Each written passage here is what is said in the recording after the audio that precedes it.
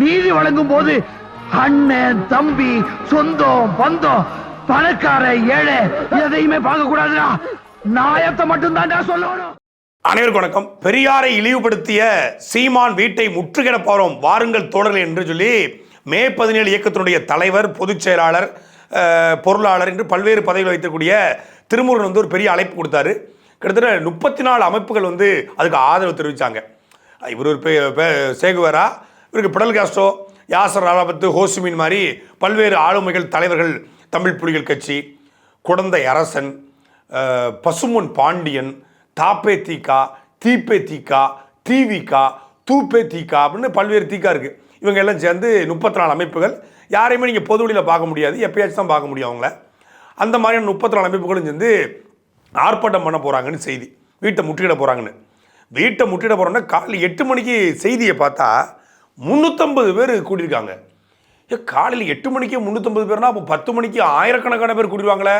அப்போ நீலாங்கரை சாலையே முழுமையாக போக்குவரத்து நெருக்கடி ஆயிருமே, பெரிய டிராஃபிக் ஜாம் ஆகி பெரிய சட்டம் ஒழுங்கு இஷ்யூ ஆயிருமென்னு பார்த்தா 350 பேர் கூட்டினது உண்மை தான் 8 மணிக்கு. ஆனால் அந்த 350 பேரும் போலீஸ்காரங்க. இந்த அமைப்புலேருந்து காலையில் ஒரு 9:45 வரைக்குமே 10 பேர் தான் வந்திருக்காங்க. அதுக்கப்புறம் 10, 10:30 மணி, 11 மணிக்கு ஏன்னா இல்லை சுகர் பேஷண்ட்டு மாத்திரை கித்திர போட்டு வெளியே வர வேண்டாமா, அதில் மாத்திரைலாம் போட்டு பொறுமையாக ஒரு 10:30 மணிக்கு ஆட்டிட்டு வந்திருக்காங்க. ஒரு நிமிஷம் தெரியும் திமுகலாம் சுகர் மாத்திரை மறந்துருப்பேன். 100 பேருக்கு 350 போலீஸு. சீமானண்ண வீடு இருக்கிறது பாலவாக்கத்துக்கு உள்ள. இவங்க ஆர்ப்பாட்டம் பண்ணது வெளியே நீலாங்கரை சாலையில் இருக்கக்கூடிய ட்ரெண்ட்ஸில். ரிலையன்ஸ் ட்ரெண்டை முற்றுகிடன்னு முன்னாடியே சொல்லியிருந்தா நம்மளும் அதுக்கு ஆதரவு தெரிவிச்சுக்கலாம். இப்போ நம்மளும் தான் அம்பானிக்கு எதிரான ஆளாச்சே. ரிலையன்ஸ் ட்ரெண்ட்ஸ் தான் முற்றுகிட போகிறோன்னு சொல்லி திருமுருகன் காந்தி அறிவிப்பு கொடுத்தா நாம் மகிழ்ச்சி அந்த ஆர்ப்பாட்டத்தில் கலந்து கொண்டு திருமுருகன் காந்திக்கு சிறப்பு சேர்த்துக்கலாம். ஒரு பெரிய ஆர்ப்பாட்டம் கூட நம்ம நடத்திருக்கலாம். ஆனால் அவர் அதை சொல்லாமல் சீமான வீடு முற்றுகைன்னு சொல்லிவிட்டு கடைசியாக டக்குன்னு கட் பண்ணி ரிலையன்ஸை முற்றுகிட்டு இருக்காப்புல.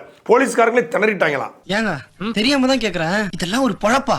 இருந்தாலும் திருமுருகன் காந்தி சூட்சமத்தை நம்ம பாராட்டுறோம். சீமான் வீடு முற்றுகைன்னு சொன்னால் தமிழ்நாடு கவர்மெண்ட் அனுமதி கொடுத்துரும். ஆனால் ரிலையன்ஸ் ட்ரெண்ட்ஸ்னால் தமிழ்நாடு கவர்மெண்ட் அனுமதி கொடுக்காது. ஏன்னா அவங்க மேலே கூட்டு இவங்க ஒரு முதலாளி, அவங்க ஒரு முதலாளி. அப்புறம் ரிலையன்ஸ் ட்ரெண்ட்ஸை முற்றுகையிட்டதை நம்ம சொல்லாமல் சீமான் வீடு முற்றுகைன்னு சொல்லி ரிலையன்ஸ் ட்ரெண்ட்ஸை முற்றுகைட்டுன்னு சொல்லி இந்த 33 பேரையும் ஏமாற்றி கூட்டு போய் ரிலையன்ஸ் ட்ரெண்ட்ஸை முற்றுகை வச்சிருக்காரு. ரிலையன்ஸ் ட்ரெண்ட்ஸை முற்றுகையிட்டது மட்டும் இல்லாமல் முழக்கங்களை ரிலையன்ஸுக்கு எதிராக போட்டால் கண்டுபிடிச்சிருவாங்க போலீஸு அப்படின்னு சீமான் ஒழிக. சீமான் வீட்டை விட்டு வெளியே வரல, நம்முடைய போராட்டம் வெற்றி பெற்றுச்சு, இப்போ வாருங்கள் தோழர்களே அப்படின்னு உச்சஸ்தானியில் பேசியிருக்காப்புல. வீட்டுல இருந்து வெளியே வரவில்லை, சீமான் அச்சப்பட்டு வீட்டுக்கு வெளியே வரல, சரிங்களா? அதனால நம்ம போராட்டம் வெற்றியை நோக்கி நடந்து கொண்டிருக்கிறது. வீரர்களே, வில்லிலிருந்து புறப்படும் அம்பு போல் இருக்க வேண்டும். அவர்கள் நிலைகுலையும் அளவுக்கு நம் நுழைவு அமைய வேண்டும். காலையில் 7:30 மணிக்கு கிளம்பி ஜிம்முக்கு போய் 9 மணி வரைக்கும் உடற்பயிற்சி பண்ணிட்டு அதே தெருவில் சர்வசாதாரணமாக போய் வீட்டு வாசலில் அரை மணி நேரம் வச்சு செஞ்சுட்டு போயிருக்காரு. அவர் வீட்டை விட்டு வெளியே வரலன்னு சொல்லி திருமுருகன் காந்தி பேசிட்டு இருக்காப்புல. நீ சவுடால் மசாலா காலைல 8:30 மணிக்கு எந்திரிச்சு 9 மணிக்கு பல் தேய்ச்சி 9:45 குளிச்சு 11 மணிக்கு வருவேன். அது வரைக்கும் அவர் வெளியே நின்றுட்டு இருப்பாரா? அவர் காலைல 6 மணிக்கு எந்திரிச்சு ஜிம்முக்கு போயிட்டு வந்துட்டாரு. இந்த ஆபாச கும்பல், இந்த அருவர்க்கத்துக்கு கும்பல், பெரியார் பெயரை சொல்லி பிழைக்கக்கூடிய இந்த கும்பல், இந்த திராவிட கும்பல் அண்ணன் சீமானவர்கள் குறித்தும் நாம் தமிழர் கட்சி குறித்தும் ஆபாசமான பதாகைகளை ஏந்தி பொதுமக்கள் அருவருக்கத்தக்க வகையில் இழிவான வார்த்தைகளை பேசி அந்த இடத்துல போக்குவரத்துக்கு நெருக்கடி கொடுக்குற அளவுக்கு பண்ணியிருக்காங்க. ஆனால் காவல்துறை ரொம்ப தெளிவாக பண்ணிட்டாங்க. உண்மையிலே தமிழ்நாடு காவல்துறையை, சென்னை அந்த குறிப்பிட்ட மாநகர ஆணையரை, இன்ஸ்பெக்டர்ஸை பாராட்டணும். ஏன்னா இந்த கும்பலை பற்றி தெரிஞ்சதுனால, ஏன்னா இவங்க காலை மத்தியான சாப்பாடு கணக்கு பண்ணுறாங்க, கைது பண்ணால் மத்தியான சாப்பாடு கணக்கு பண்ணி சாப்பாடு கேட்பாங்கன்னு தெரிஞ்ச உடனே அவங்க என்ன பண்ணாங்கன்னா காலையில் கைது பண்ணால் பிரச்சனை ஆயிரும், காலைல சாப்பாடு கொடுக்கணும், மத்தியான சாப்பாடு கொடுக்கணும், ஒருவேளை சாப்பாடோட இவங்க முடிக்கணும்னு சொல்லிட்டு ஓரமாக நில்லுங்கடான்னு சொல்லி தள்ளி விட்டாங்க. தள்ளி கொண்டு போய் ரிலையன்ஸ் ட்ரெண்ட்ஸோடு வச்சு அமுக்கி பேரிகார்டை போட்டு மூடி அங்கே பஸ்ஸை கொண்டு 3 பஸ்ஸுன்னு போட்டாங்க. மொத்தமே 3 பஸ்ஸில் ஏற்றுற அளவுக்கு தான் கூட்டமே. 3 பஸ்ஸையும் முடிச்சோன்னே பஸ்ஸை எடுங்க, பொதுமக்கள்லாம் எங்கள் முகத்தை பார்க்கணும், எங்கள் முகத்தை பார்த்தா தான் எங்கள் ஆர்ப்பாட்டம் பண்ணுறது பொதுமக்களுக்கு தெரியும், பஸ்ஸை எடுங்கன்னு சொல்லி சீமானை எடுத்து போட்டோ பண்ண வந்தவங்க போலீஸ் எடுத்து போட்டோ பண்ணிட்டு இருக்காங்க. போலீஸ் பஸ்ஸெல்லாம் எடுக்க முடியாது, ஓரமானு கத்திட்டு போங்கன்னா என் ஜிப்ஸுன்றுச்சு. எதுக்கு வந்தோன்றதையே மறந்துட்டு நஜ சமையல்காரனாவே மாறிட்டாங்க. உடனே அங்கேருந்து 4 முழக்கத்தை போட்டிருக்காங்க. முழக்கத்தை போட்டோன்னே தோழர்களே எல்லாருமே சுகர் பேஷண்டாக இருக்கிறதுனால நம்ம எல்லாரும் கைதாயிருவோம், ஏன்னா மதிய சாப்பாடுக்கு தயிர் சாதமும் லெமன் சாதமும் போலீஸ்காரங்க வாங்கி தரேன்னு சொல்லியிருக்காங்க. அதனால் ஒவ்வொரு தொடர்களாக கைதாவுங்கள் தொடர்களே. எப்பா நீ இது தமிழ் புலிகள் கட்சி நீ கொஞ்சம் கடைசியாக போ. ஏமா பொண்ணுங்க பெண்கள்லாம் முன்னாடி வாங்க, பெண்கள்லாம் முதல்ல கைதாவுங்க, அப்புறம் தமிழ் புலிகள் நீங்கள் கடைசியாக கைதாவுங்க. அது தமிழ் புலிகள் மட்டும் கடைசியாக கைதாகணும்? அவங்க என்ன இழிச்சா பசங்களா? அவங்க முதல்ல கைதான என்ன? தமிழ் புலிகள் கட்சி தோழர்களோ, திராவிட விடுதலை கட்சி தோழர்களோ, தந்தை பெரியார் திராவிட கழக தோழர்களோ, மந்தைவெளி பஸ் ஸ்டாண்ட் பிச்சைக்கார சங்க தலைவர் அவர்களே, ராயபுரம் மீன் மார்க்கெட் பிச்சைக்கார தலைவர் அவர்களே, உடனே கைதாக வேண்டும். தமிழ் புலிகள் தோழர்கள் கைதாக வேண்டுகிறோம். தமிழ் புலிகள் கட்சி பொதுச் செயலாளர் சொல்லிட்டு வந்துருங்க. வாங்க, தலைவர் சொல்லிட்டாரு, நானும் உங்க கட்சி தான். வாங்க, ஒரு வார்த்தை தான் மிஸ் ஆகுது. வாங்க வாங்க வாங்க, விடுதலை தமிழ் புலி வாங்க, விடுதலை தமிழ் புலி வாங்க. ஏங்க பைத்தியக்காரங்க எப்படிங்க பூட்டி வைங்க, உள்ள பூட்டி வைங்க சார், நீங்க வெளிய விடாதீங்க, பப்ளிக் ரொம்ப டிஸ்டர்பன்ஸா இருக்கு. தமிழ் புலிகள் கடைசியாக கைதாங்க. முதல்ல கைதானது யாருன்னு பார்த்தா சீமான நான் விட மாட்டேன் ஏய் அப்படின்னு சொன்ன சுந்தரவல்லி. முதல்ல பஸ்ஸில் சீட்டு போட்டுருச்சாங்க. எனக்கு ஜன்னல் ஓரத்து சீட்டு தான் வேணும், எனக்கு காற்று சிலு சிலுன்னு சென்னை காற்றை நான் ரசிக்கணும், நீலாங்கரை காற்றை அப்படின்னு சொல்லி ஜன்னல் ஓரத்தை சீட்டு போட்டு அக்கா சுந்தரவல்லி முதல்ல போய் உட்காந்துருச்சு. அப்புறம் முதல்ல நான் மதுரையிலேருந்து வந்திருக்கேன்டா, என்னை விட்டு பாருங்கடா அப்படின்னு ராகுல் தாத்தா பண்ணுவாப்புல, விஜய் சேது கூட பிடிப்பாரு, சங்க பிடிப்பாப்புலையே, அது மாதிரி ராகுல் தாத்தா மாதிரி போய் பண்ணிருக்காப்புல நம்ம பசுமொன்று பாண்டியன். சங்கோட மிதிச்சு உள்ளே ஏறு, போ உள்ளே போய் கற்று ஓடு யூடியூப்ல போய் பேசு, ஏதாவது நாளைக்கு யூடியூப் சேனல் ஏறி பேட்டி கூட ஓடி போ அப்படின்னு அவரே ஏற்றிருக்காங்க. திருமுருகன் காந்தி 11:30 மணிக்கெல்லாம் வீட்டுக்கு கிளம்பிட்டாப்புல. பிள்ளை பசிக்கும்ல பாவம், அவருக்கும் அச்சம் மனம் நாணம் பயிர்ப்பு இருக்கத்தானே செய்யும். பசி உள்ள அங்கே அழகா அண்ணன் வீட்டில் பிரியாணி, சிக்கன் பிரியாணி 1000 பேருக்கு போட்டிருக்கு. அங்கே போய் அழகா இந்த கும்பல் அண்ணே பெரிய உங்களை திட்டி தான் வந்தோம், சாப்பாடு வேணும்னு சொல்லியிருந்தா இப்போ போலீஸ்காரங்க லெமன் சாதம் தயிர் சாதம் அதை தாண்டி வேறு எதுவும் கிடைக்காது. அதிகபட்சம் சாம்பார் சாதம், ஒரு வத்தல், ஒரு அப்பளம், அதை தாண்டி கிடைக்காது. அங்கே அழகான சிக்கன் பிரியாணி, நல்ல சுகுணா சிக்கன்லேருந்து சிக்கன் வேணுது லெக் பீஸாக போடுறாங்க. அதை கூட்டோட கூட்டமாக அவரு சொல்லிட்டாரு, வந்திருக்க போகிறேங்க அண்ணன் தம்பி தான் மாமச்சான் தான் வரட்டும்ட்டாரு, பெருந்தன்மை அவரும் சொல்லிட்டாரு. அழகாக நான் கூட 32 கழினேன். இப்போ நிறையவே எடுத்திருக்காங்க, கட்சிக்காரங்க நிறைய வந்திருக்காங்க, இவங்களும் போயிருக்கலாம். அந்தாட்சி வேறு நடக்குது அங்கே, பாட்டு போட்டி. இப்போ ரா என்று முடியும் பாட்டை பாடுங்கன்னு அவங்க ராமையான்னு பாட்டு பாடிக்கிட்டு இருக்காங்க. அந்தாட்சி நடந்துக்கிட்டு இருக்கு, பாட்டு போட்டி நடந்துக்கிட்டு இருக்கு, பல ஆடல் பாடல் நடந்துக்கிட்டு இருக்கு. அதை போய் கலந்துருக்கலாம், பெரியார் பாட்டை கூட பாடி ஜாலியாக இருந்திருக்கலாம். அதை விட்டுவிட்டு தயிர் சாதத்துக்கு போலீஸ்காரங்க வண்டியில் அனுப்பியிருக்காங்க. உண்மையிலே இவங்களை நினைக்கும் போது பரிதாபமாக இருக்குது, பாவமாக இருக்குது. என்னென்னா அண்ணன் சீமானவர்கள் ஈவேரா அவர்களை இழிவுபடுத்தலை, ஈவேராவுக்கு தனி மனிதனை அசிங்கப்படுத்தலை, அவரை சனியன் என்றோ அவரை காட்டுமிராண்டி என்றோ அவரை முட்டாள் என்றோ நம்ம சொல்லலை. அவர் இப்படி சொல்லியிருக்காருன்னு சொல்கிறோம். இதுக்கான எல்லா கருத்து சுதந்திரமும் அண்ணன் சீமானுக்கு இருக்குது. சீமானை எதிர்த்து பேசக்கூடாதா திருமுருகன் காந்தி, சீமானவர்கள் எதிர்க்கக்கூடாதா கோவை ராமகிருஷ்ணன், சீமானை எதிர்க்கக்கூடாது குளத்துமணி, தாராளமாக எடுத்து பேசலாம். அதுக்கான எல்லா ஸ்பேஸுமே இருக்குது, எல்லா கருத்து சுதந்திரம் இருக்குது, எடுத்து பேசுங்க. ஆனால் ஒரு கருத்துக்கு எதிர்கருத்து தான் வைக்கணும். ஆனால் ஒரு கருத்துக்கு நான் கட்டையை கொண்டு வரேன், நான் கம்பை கொண்டு வரேன், நான் கல்லை கொண்டு வரேன், நான் முட்டையை கொண்டு வரேன், நான் காரை உடைப்பேன், நான் வீட்டை உடைப்பேன், வீட்டை முற்றுகையிடுவேன் அப்படின்னா பதிலுக்கு பதில் அவங்களும் பண்ணுவாங்கல்ல. இந்த பக்கம் வந்திருக்கிறது பூரா யாருன்னு உங்களுக்கு தெரியும், எல்லாமே முட்டிச்சத்த குரூப்பு. அங்கே இருக்கிறது பூரா ஆக்டிவான குரூப்பு. இவன் பஞ்சத்துக்கு அரசியல்வாதி, அவன் 15 ஆண்டு காலமாக அரசியல்வாதி.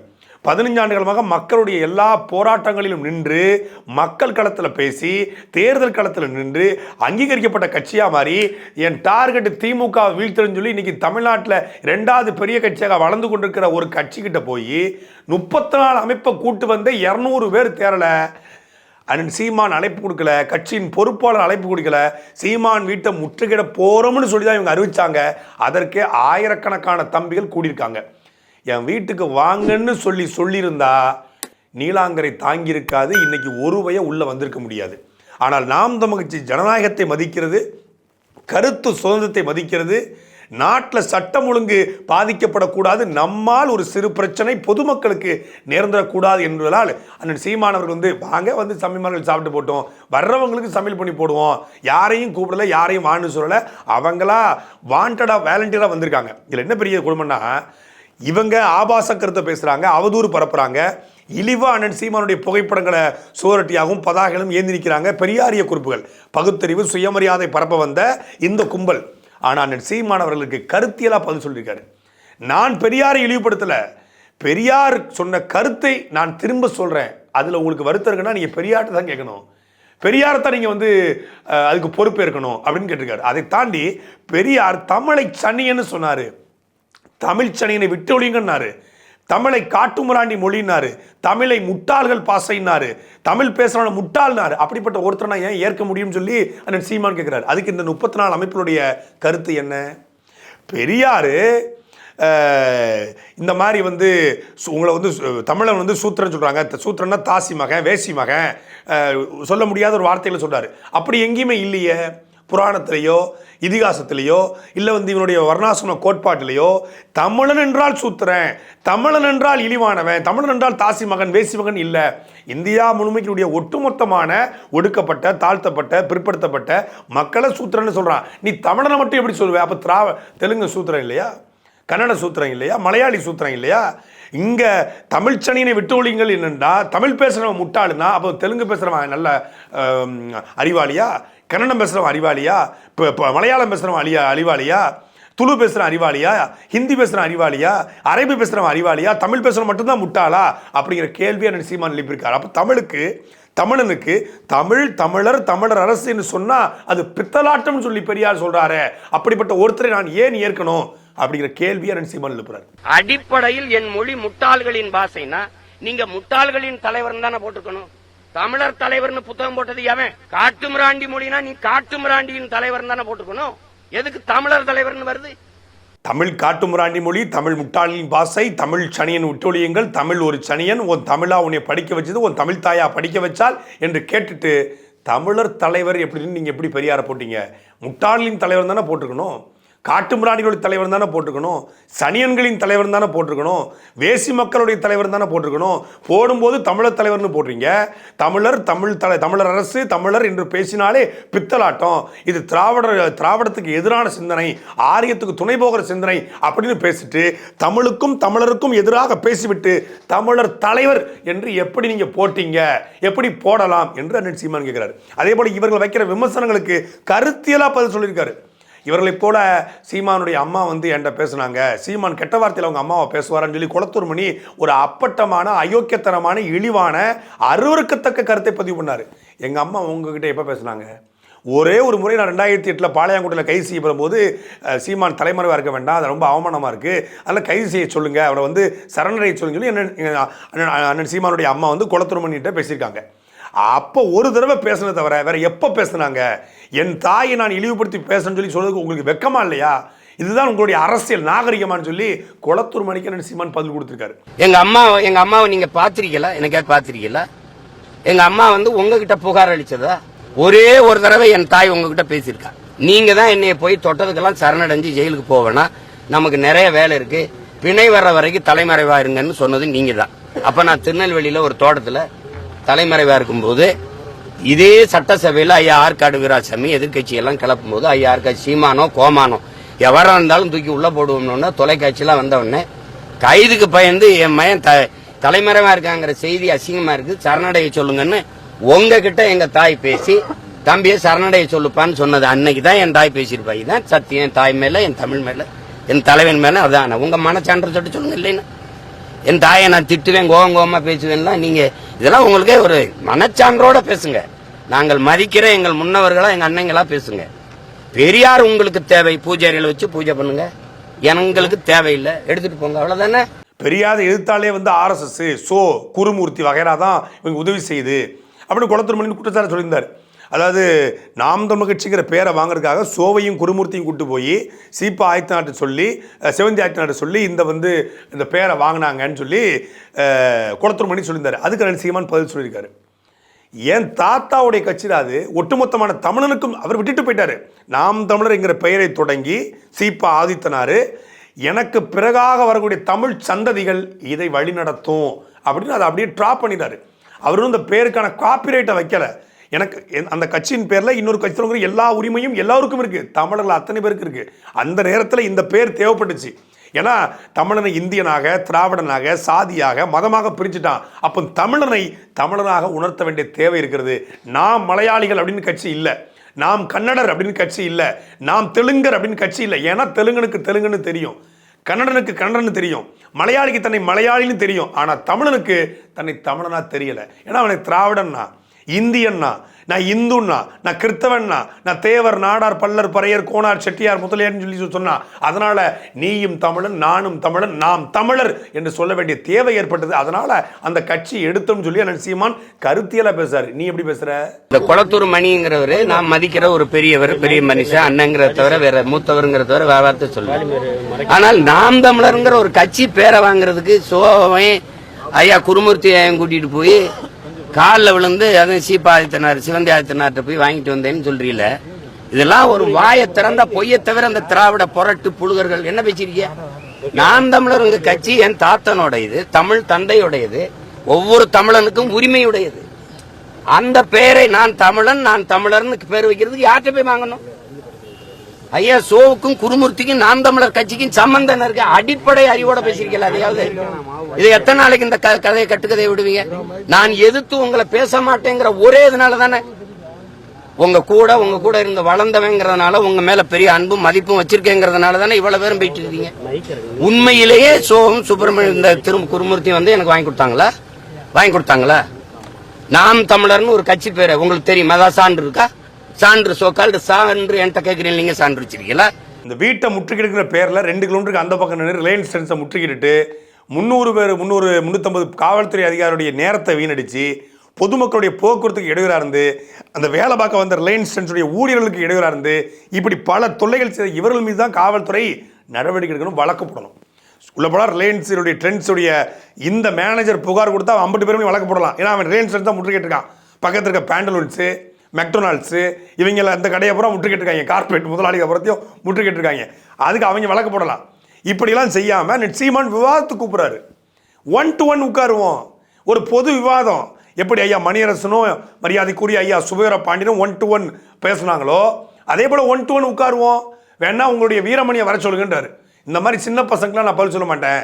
யார் இந்த பிரான்ச் ஆஃபீஸ்லாம் நான் பதில் சொல்ல மாட்டேன். உங்கள் ஹெட் ஆஃபீஸை வர சொல்லு. இந்த ரீட்டைலுக்கு வேண்டாம், ஹோல்சேல் முதலாளி வர சொல்லு. மொத்த பெரியாருடைய சொத்துக்களுடைய முதலாளியாக இருக்கக்கூடிய வீரமணியை வர சொல்லி நான் பேசுகிறேங்கிறாரு. அப்போ கேட்குறாங்க பத்திரிகையாளர், இந்த மாதிரி உங்கள்கிட்ட பேசுகிறதுக்கு விவாதம் பண்ணுறதுக்கு இங்கே யாருக்கானா எவனுக்குமே தகுதி இல்லைன்ட்டார். இதை விட கேவலம் எதாக இருக்காடா? இதை விட அசிங்கம் தான் இருக்கா?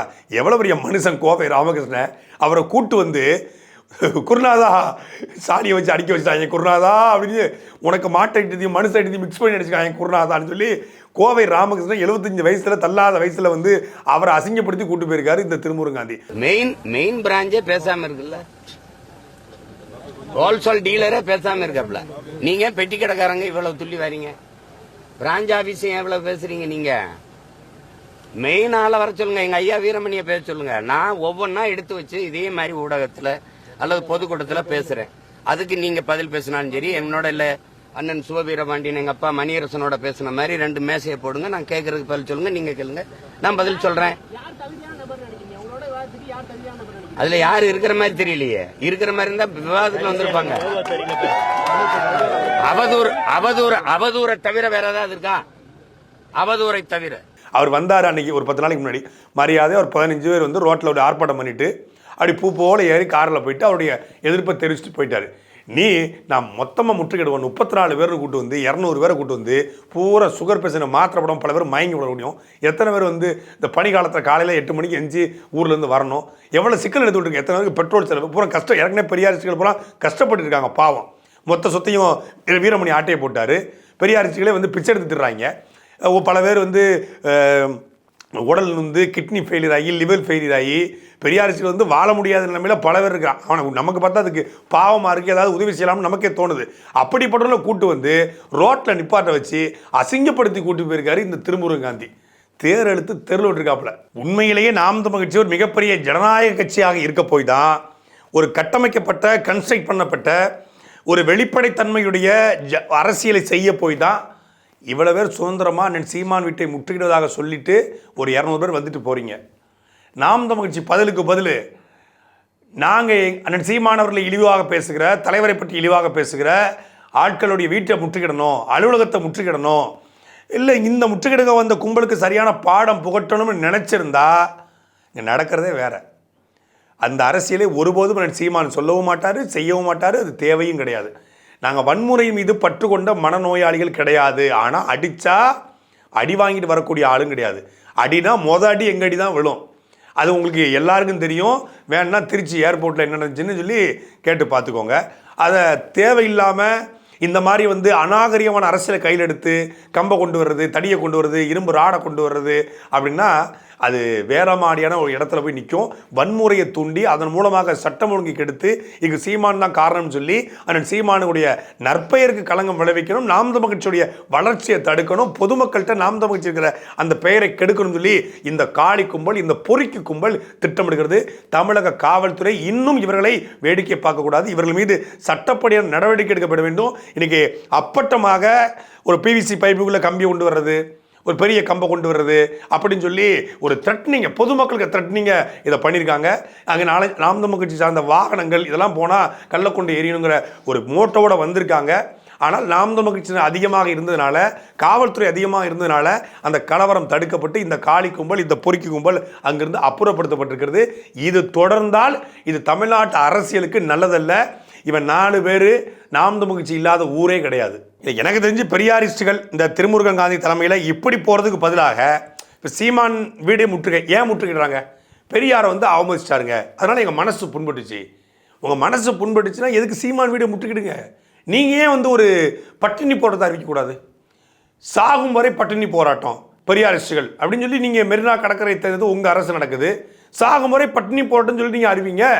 அது எவ்வளோ ஒரு எழுச்சியை உண்டாக்கும். நானும் கூட ஆதரவு தெரிவிக்கிறேன். சாகுமுறை உங்களுடைய பட்டினி போடுறதுக்கு ஆதரவு தெரிவிக்கிறேன். அது மாதிரி நீங்கள் பண்ணலாம். இல்லைங்க பெரியாரிஸ்டுகள் நாங்கள் பெரியார் வந்து சீமான் வந்து இழிவுபடுத்தாரு, அதனால் நாங்கள் வந்து காசிலேருந்து கன்னியாகுமரி வரைக்கும், இல்லை வந்து கன்னியாகுமரியிலேருந்து காஷ்மீர் வரைக்கும் நடந்து செல்கிற போராட்டம் அப்படின்னு எல்லாரும் ஏன் நடந்து நீங்கள் காஷ்மீருக்கு போய் அப்படி இமயமலை போய் அங்கேயே இருந்துடக்கூடாது?